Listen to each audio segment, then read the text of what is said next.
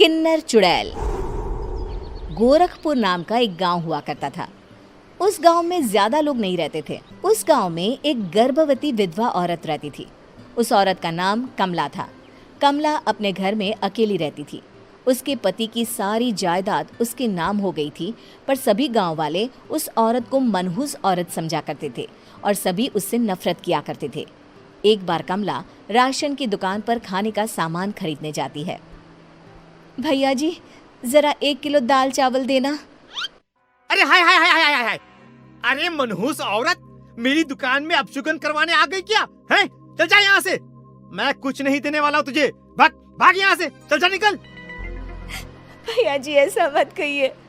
मैं गर्भवती हूँ, मुझे खाने की बहुत जरूरत है। मुझे खाना दे दीजिए। दुकानदार कमला को वहां से धक्के मारकर भगा देता है। तभी कमला रोते रोते उस गांव के किन्नरों के इलाके में आ जाती है। गांव वाले किन्नरों को उसी इलाके में रखा करते थे, क्योंकि वो लोग किन्नरों को पसंद नहीं करते थे और उनके इलाके में रहने से मना करते थे। तो किन्नरों ने उसी गांव में अपना एक इलाका बना लिया था। जब किन्नर लोग देखते हैं कि एक गर्भवती महिला रोते रोते उनके इलाके में आ गई है, तो सारे किन्नर कमला के पास जाकर उसका हाल पूछने लगते हैं। क्या हुआ बहन, तुम्हारी गर्भवती अवस्था में इतनी बुरी हालत कैसे है? तुम रो क्यों रही हो? तुम डरो मत, हम तुम्हें कोई नुकसान नहीं पहुंचाएंगे। तुम शांत होकर सब बताओ कि हुआ क्या है। मैं कमला हूँ। मैं गांव के दूसरे इलाके से आई हूँ। 2 महीने पहले ही मेरे पति की मौत हुई है। मुझे गांव के लोग मनहूस मानते हैं, क्योंकि मैं विधवा हूँ और गर्भवती भी। वहाँ के लोग मुझे खाने के लिए कुछ बेचने के लिए भी तैयार नहीं, जिससे मेरा गुजारा नहीं हो रहा था। कोई बात नहीं कमला, हम तुम्हारा ख्याल रखेंगे। किन्नर लोग कमला को एक खाली घर में रहने के लिए जगह दे देते हैं और उसकी देखभाल भी करते हैं। कुछ ही महीने बाद कमला अपने बच्चे को जन्म देती है, पर अफसोस, कमला बच्चे को जन्म देते ही अपनी जान गंवा देती है। जब सब किन्नर बच्चे को देखते हैं तो बहुत खुश हो जाते हैं, क्योंकि वो बच्चा भी किन्नर ही था। कमला ने एक किन्नर बच्चे को जन्म दिया था। अब इस बच्चे की देखभाल कौन करेगा? हम तो इस बच्चे को गांव के दूसरे इलाके में भी नहीं भेज सकते। और तो क्या हुआ, इस बच्चे की माँ नहीं रही तो हम इसे पालेंगे। अब ये हमारे इलाके में रहेगा, हमारे साथ रहेगा। फिर वो किन्नर उस किन्नर बच्चे को गोद ले लेते हैं, उसका नामकरण कराते हैं। उस किन्नर बच्चे का नाम शक्ति रखा जाता है। देखते ही देखते शक्ति बड़ी होने लगती है। उसके रंग रूप बहुत सुंदर थे। वो बहुत सुंदर किन्नर दिखती है। एक दिन शक्ति एक किन्नर से पूछती है, माँ जी सुनिए ना, ये गांव के दूसरे इलाके में भी तो लोग रहते हैं, तो हम वहाँ क्यों नहीं जाते? हम उनसे अलग क्यों रहते हैं? शक्ति, क्योंकि वो लोग हमारे जैसे नहीं, वो लोग हमें पसंद नहीं करते, इसीलिए हम उनसे अलग रहते हैं। क्यों? वो हमें क्यों पसंद नहीं करते? मुझे एक बार उस इलाके में जाना है। मैं एक बार वहाँ जाकर घूम कर आऊँ।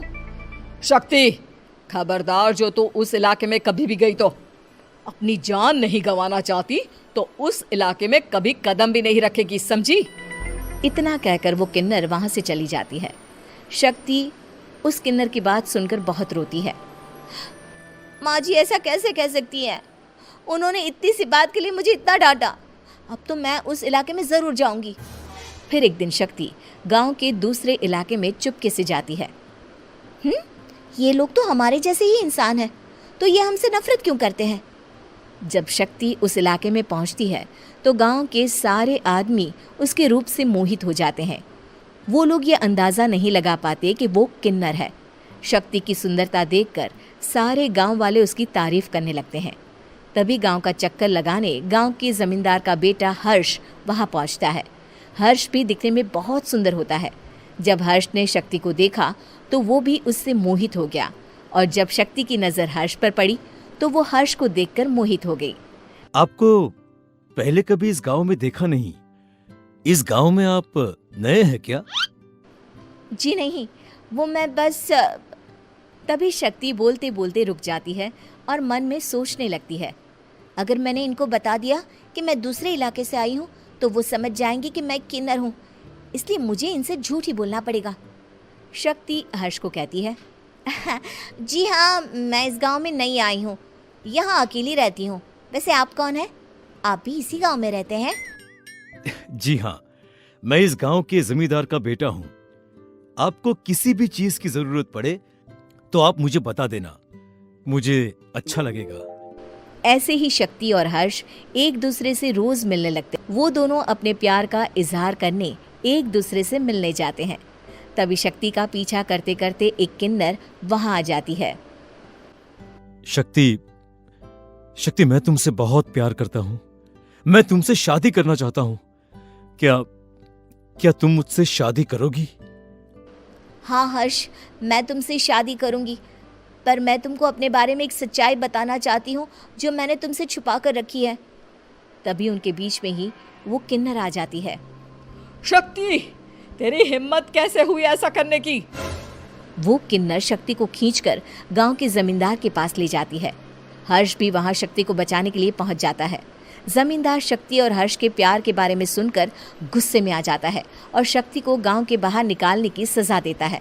शक्ति ये बात सहन नहीं कर पाती और कुएं में कूदकर अपनी जान दे देती है। जमींदार हर्ष की शादी गांव की एक लड़की से करवा देता है, पर हर्ष इस शादी से खुश नहीं होता। शक्ति अपना बदला लेने के लिए मरने के बाद किन्नर चुड़ैल बन जाती है।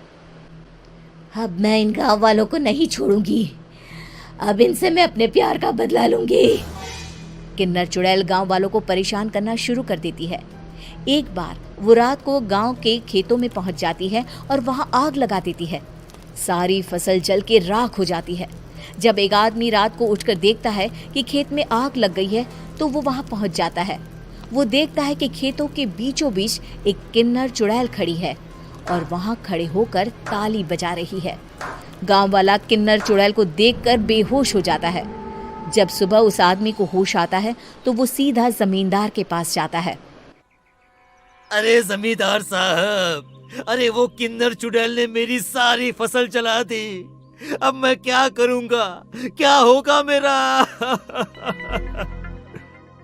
जमींदार चुड़ैल किन्नर का नाम सुनते ही सब कुछ समझ जाता है। अब वो बहुत डर जाता है। उसी रात को जब जमींदार डर के मारे अपने कमरे में सो नहीं पाता, तभी वहां अचानक से किन्नर चुड़ैल आ जाती है। किन्नर चुड़ैल जोर जोर से जमींदार के आगे खड़ी होकर हंसने लगती है और ताली बजाने लगती है। जमींदार उस डरावनी किन्नर चुड़ैल को देखकर बहुत डर जाता है।